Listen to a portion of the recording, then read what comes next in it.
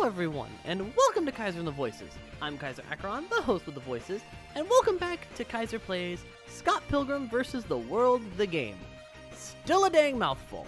Last episode, we trampled the K.A.T.V twins, and in this episode, we're taking a bit of a detour towards the park to deal with some dark inner demons. Well, Scott's inner demons, but I mean, still, it counts. Now, let's talk about Nega Scott.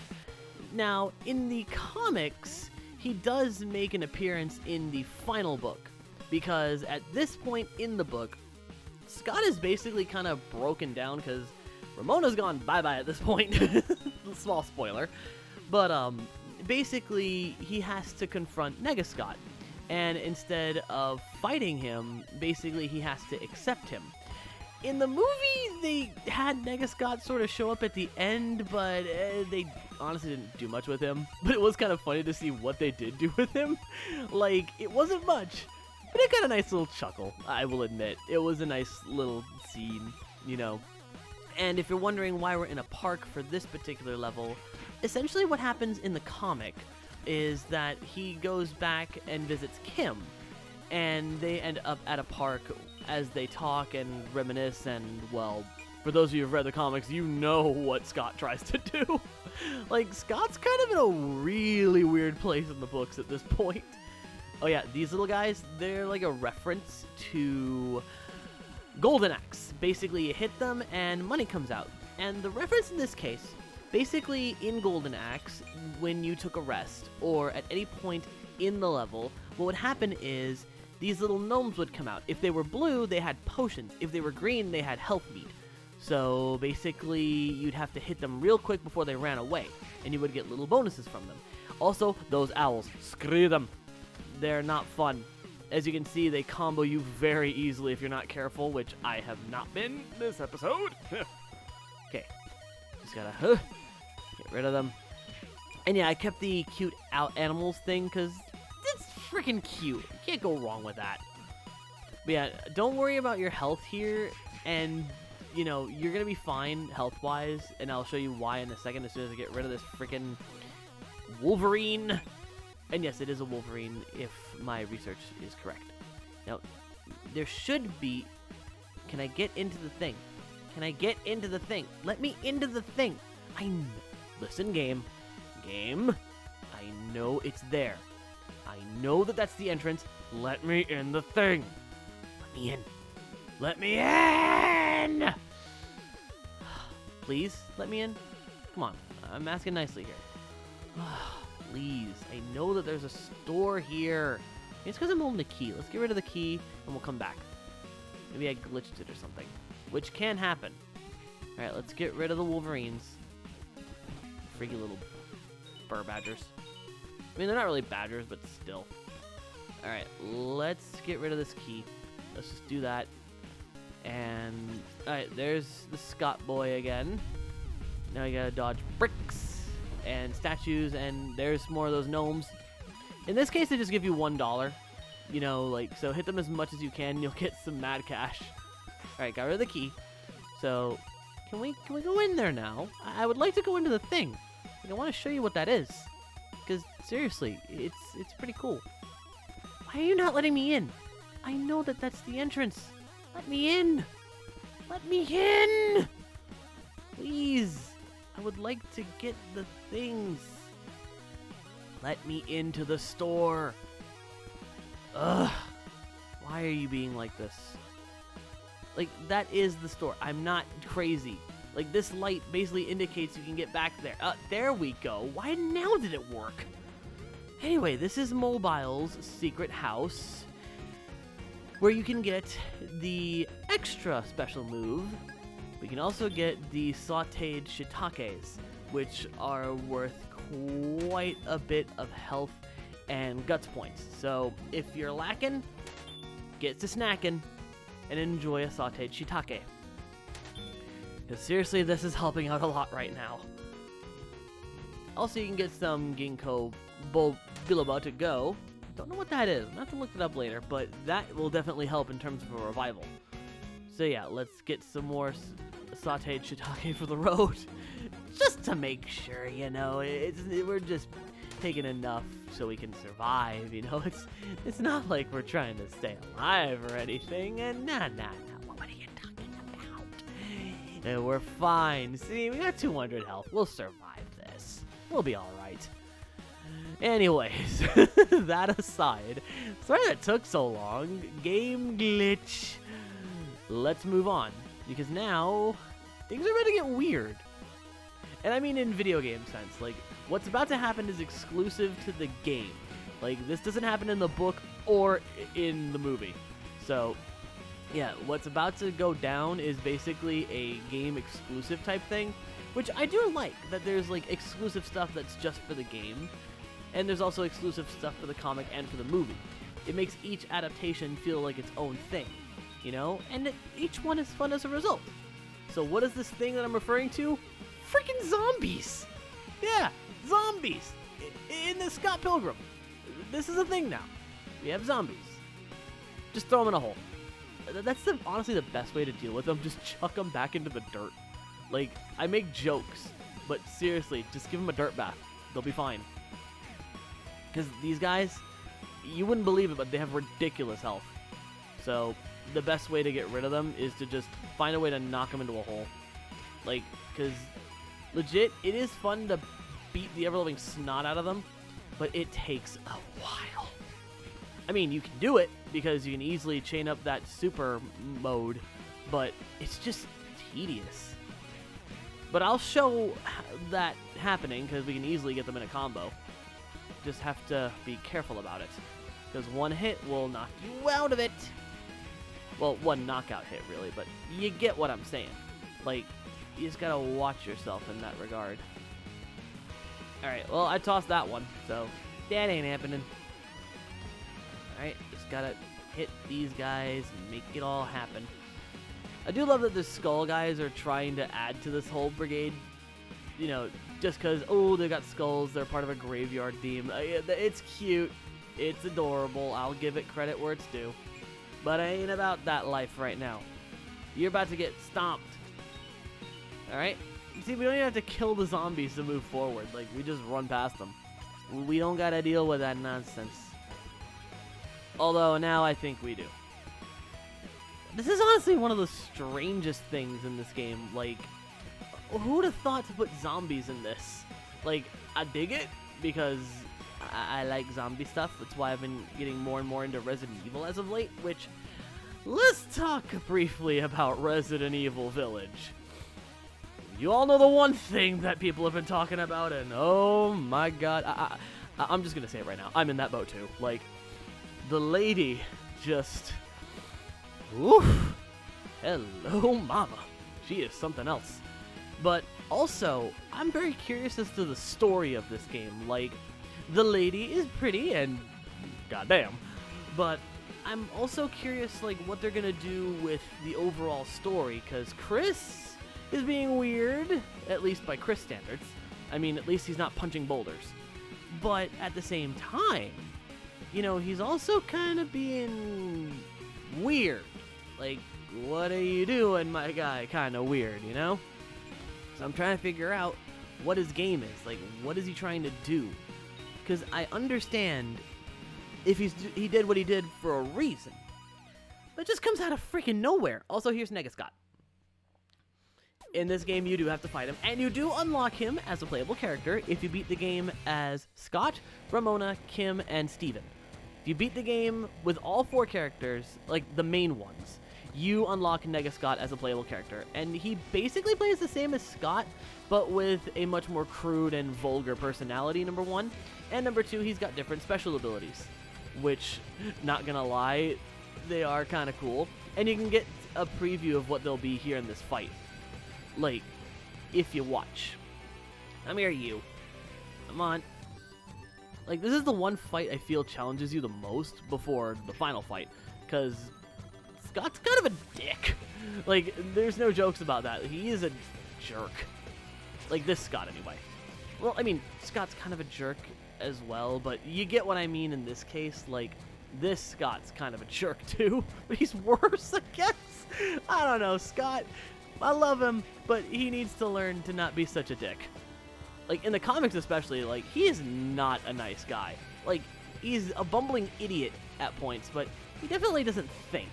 Like, he's very immature, which is the whole point. He's learning to mature as he goes on, which I get why people don't like him, but the whole point of this series is growing up, essentially. That's the entire point of Scott Pilgrim, is growing up and maturity. You know, that's the entire premise. Well, what do you think? Do you think Scott's a jerk, or do you think he grows on you? Let me know in the comments below what you think, as we finally get out of this creepy-ass graveyard. And on to the final level of the game. But of course we have a tease, which I will say, I love the stills that you get before each new area. Like, it's good hype material, at least for these last two ones. Because now it's time to fight one Gideon Graves. And oh, I have a few things to say about Gideon. First off, in the movie, he is played magnificently by Jason Schwartzman, and oh my god, he nails it. Like, he plays off this smarmy, like, cocky jerk perfectly. And I do love that he was able to rock that white freaking sports jacket very nicely. That and the freaking fight scene at the end. Okay, there's one thing I'm gonna nerd out about it for the movie specifically. That final fight scene with him and Scott, just, it is so well done. And honestly, the bloopers are friggin' hilarious for it. If you can, look up the bloopers for Scott Pilgrim vs. the World. They are a trip. And the final fight bloopers are freaking phenomenal. Like, I highly recommend checking it out. But no, in the movie, he's a jerk. Like, there's no in, ends, or buts about it. He is a jerk through and through. In the game, yeah, he's a jerk, you know, and you see that he's twisted as hell. In the book, oh boy, in the book, he's a whole other kettle of fish. Major spoilers for the plot of the comic and as for the book overall. Just saying it now, there be major spoilers here, so if you don't want to hear it, I'd say tune out for like the next 2 minutes. So yeah, in the comic, Gideon is the worst. And I mean this in the most literal sense. This dude basically put girls into cryo sleep because he wanted to thaw them later on and then date them all at once. Yeah, that level of jerk. And Ramona was going to be the next one on his list, essentially. Like, she was going to be the 7th, I believe. There were like 6 other girls that were just frozen in time, essentially, just for this one dude to date at once. It's the freakiest thing. And just throughout the comic, you see his shadow just looming in the distance, and just when you finally meet him and you see what he's planning, he is like the worst. Also, the scene with him in Subspace in the comic, like where he, well, you'll see in a minute in this game, it's a fight. But no, the scene where in Subspace with him in the last book is nuts. But I do love in the book, this is where Scott learns the most important lesson, is basically, you know, self-respect. You know, because yeah, love is important, but you have to learn to respect and love yourself. You know, but that's also what I love about the movie as well. It doesn't shy away from that moral lesson of fighting for your own reasons rather than fighting for just someone else. Because yes, it is romantic and chivalrous to fight for someone you love, but it's even more empowering to fight for yourself and to grow as oneself.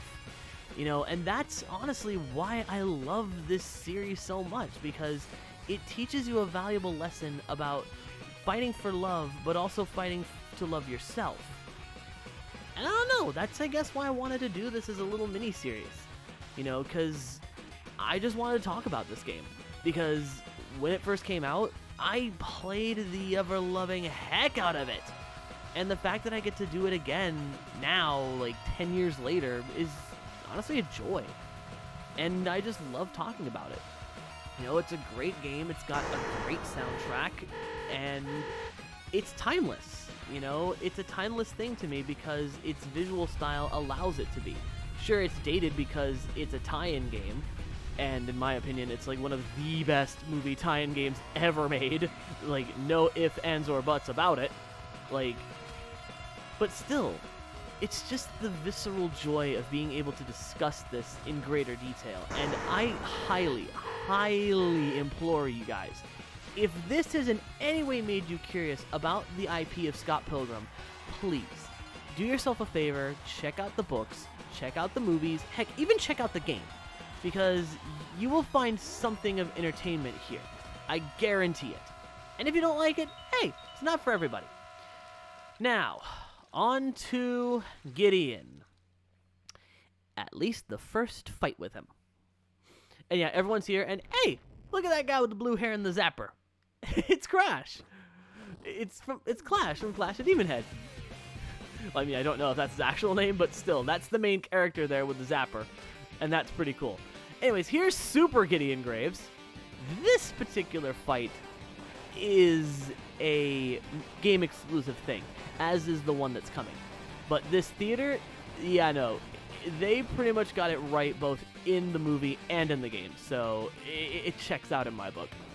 And it's one hell of a locale. I do love that everyone is here, and it makes sense because everyone in the comic and in the game were basically present at the theater, because no matter what, Gideon's just this smarmy tycoon guy, you know, he's loaded, so it's to be expected. But yeah, no, this fight is, it's nothing compared to what's coming. Like, this fight's a pain, but it's doable.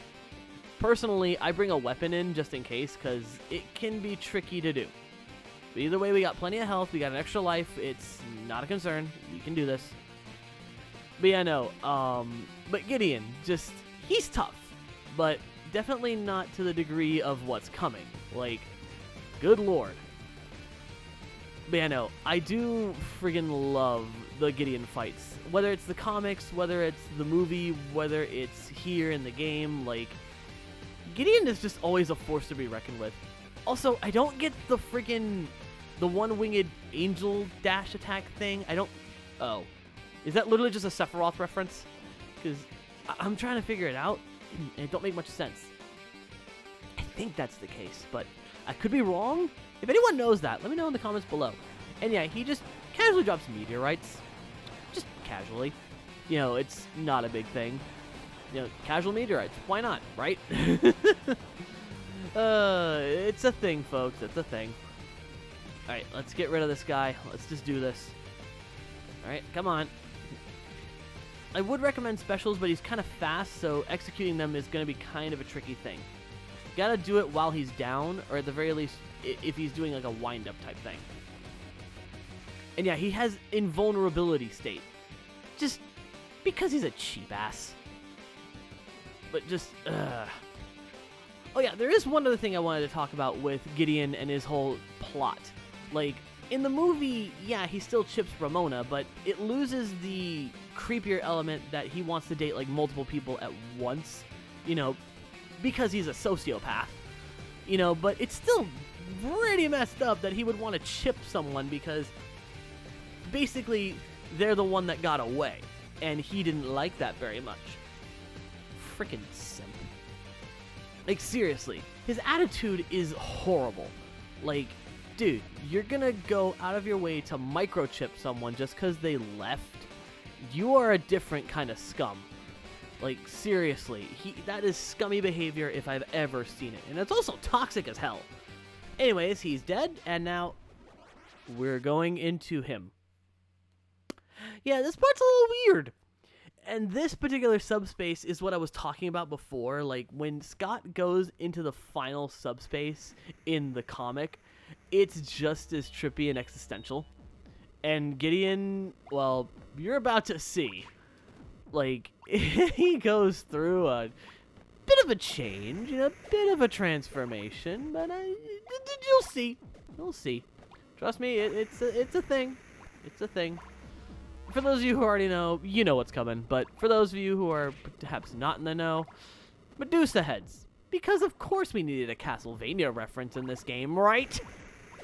I mean, we kind of already had it with the freaking one thing, but still. We are now down to 0 lives, so we've got to be a bit on the careful side. Yes, we frickin' do. And yeah, we see him walking away as, well, we see we've got the Power of Love Sword, which in the movie is just a straight-up flame katana. I do like in the comic and in the game, they have its own unique design, and I think it's cute. Fun fact, I actually wanted to make that sword to make a Scott Pilgrim cosplay back when I was younger. I still do. And yeah, Gideon Graves.